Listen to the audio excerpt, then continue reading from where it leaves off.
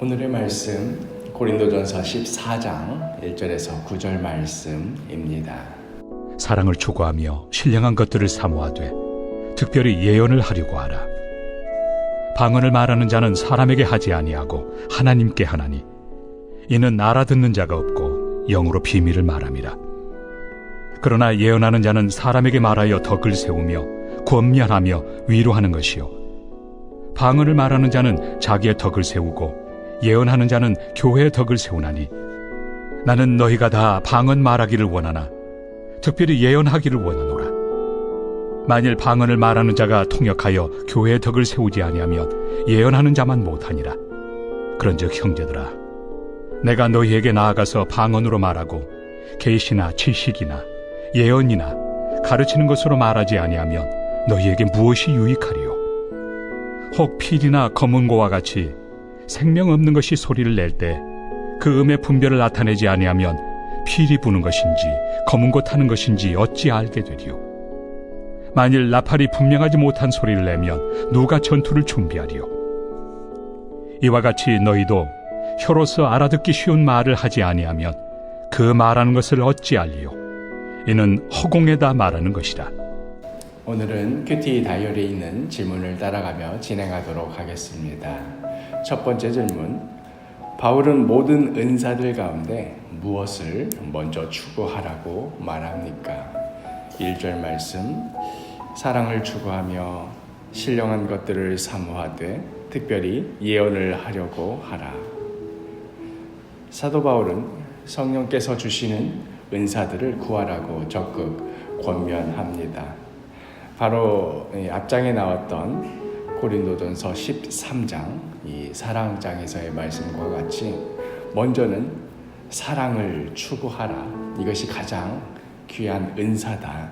그러면서 이 사랑의 은사를 중심으로 모든 신령한 것들을 사모하되 특별히 예언을 하라고 권면합니다. 여기서 우리가 오해를 좀 할 수도 있는 것이 예언의 은사라고 하면 마치 몇 월 며칠 무슨 일이 터질 것이다 하는 식의 앞으로 벌어질 일들에 대해서 예측하는 것에 관련해서 생각하게 되는데요. 이 성경에서 말하는 예언은 물론 그러한 부분이 전혀 없는 것은 아니지만 더욱 궁극적으로는 하나님의 말씀에 근거하여 우리 가운데 벌어지고 있는 모든 일들을 해석하고 분별하여서 때로는 책망하기도 하고 때로는 칭찬하기도 하는 그러한 모든 은사들을 말합니다. 우리가 흔히 무슨 노스트라다무스 같은 예언가들이나 혹은 어떤 무당들이 점을 치는 이런 식의 예언은 성경에서는 당연히 그런 가치를 인정하지를 않습니다. 어디까지나 하나님의 말씀에 근거를 두고 하나님의 뜻을 분별하여 지금의 상황을 하나님의 뜻 가운데 밝히 드러내는 일, 그런 면에서 보자면 예언이라는 것은 오히려 설교에 가까운 그런 은사라고 할 수 있겠습니다. 그러니까 지금 사도 바울은 고린도 교회 성도들에게 하나님의 말씀에 근거하여 모든 일들을 밝히 분별하여 드러내도록 하는 그러한 은사, 바로 이 예언의 은사를 구하라고 권면하고 있는 것입니다. 두 번째 질문, 방언으로 말하는 사람은 누구에게 덕을 끼치고 예언하는 사람은 어디에 덕을 끼칩니까? 4절 말씀, 방언을 말하는 자는 자기의 덕을 세우고 예언하는 자는 교회의 덕을 세우나니. 이런 맥락에서 우리가 예언이라는 은사를 이해할 때 비로소 이 말씀이 이해가 됩니다. 방언을 말하는 자는 그 한 사람과 하나님 사이에 오고 가는 비밀스러운 대화라고 한다면, 이 방언은 성령께서 강권적으로 주도하시는 어떤 언어를 계속해서 말하는 것을 통해서 말할 수 없는 은혜를 누리고 또 우리 사람으로서는 감당할 수 없는 수많은 기도들을 하나님께 올려드리게 됩니다. 근데 문제는 이게 무슨 뜻인지 사람으로서 알기 어려울 때가 대부분이라는 그런 점입니다.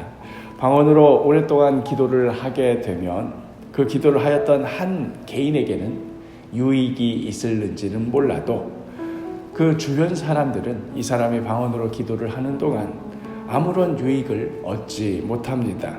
그리하여서 사도 바울이 방언에 대해서 이렇게 말하는 것 아니겠습니까? 9절 말씀에 이와 같이 너희도 혀로서 알아듣기 쉬운 말을 하지 아니하면 그 말하는 것을 어찌할리요?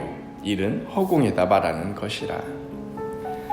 그러나 이에 비하면 예언은 지금 교회 안에서 벌어지고 있는 여러 사안들에 대해서 하나님 말씀에 비추어 어떻게 하는 것이 말씀에 합당한 것인지, 무엇이 그른 것인지, 무엇이 옳은 것인지 하는 이러한 것들을 분별하여 드러내주기 때문에 교회에 덕을 세우게 되고 또 많은 성도들에게 유익을 주게 됩니다. 세 번째 질문. 바울은 고린도 교회 성도들이 다 방언으로 말할 수 있기를 바라면서 그보다 무엇을 하기를 더욱 바랍니까? 5절 말씀.